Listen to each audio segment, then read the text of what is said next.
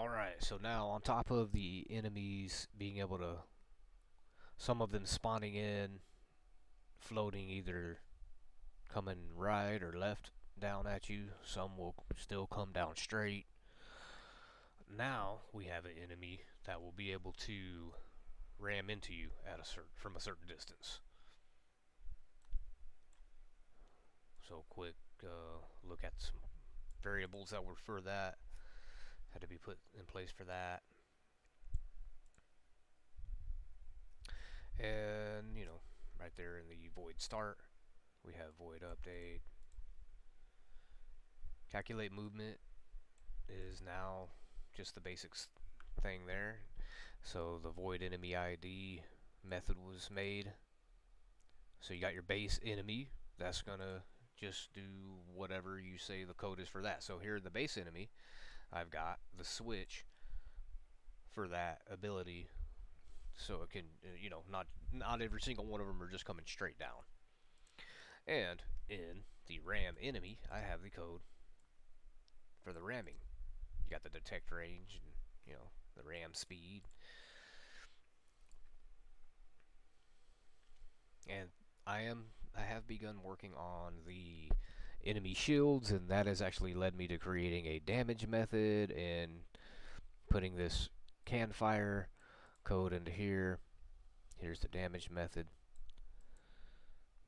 Here's my on trigger with the damage in there. So all that works. The enemy shields are not working yet, but I'll have to figure that out soon. And here the ram speed was placed. And alright, so yeah, now some of these enemies, not every single one of them, but some of them, according to the code as you saw, will be able to ram into the player. Let's go full screen real quick.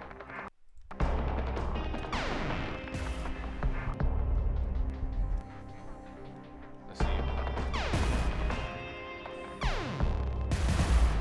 There we go, there was one of them. One was good. Alright. Let's retry it. I died too quickly.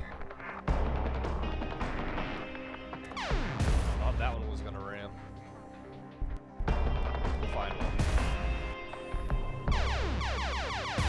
They could run into each other. There we go. Okay, that was a ramming one. See, it's fighting the code that's telling it to go down. So they'll go much faster coming down at you, but they will still try to come back up at you. So that's another thing I'm gonna do, is make it to where whenever you are, say you're like, that'll be on my ramming enemy only. I'll put that code on the ramming enemy only. So that's what I plan to do for the laser shooting upwards at the enemy from behind the enemy, is that on the within the ram code, within the ramming enemy method, here we go, I will only place the ability for the laser to fire. So whenever a ramming enemy is instantiated, then it should be able to also shoot that laser up behind you. It's kind of thing like that, that's the plan.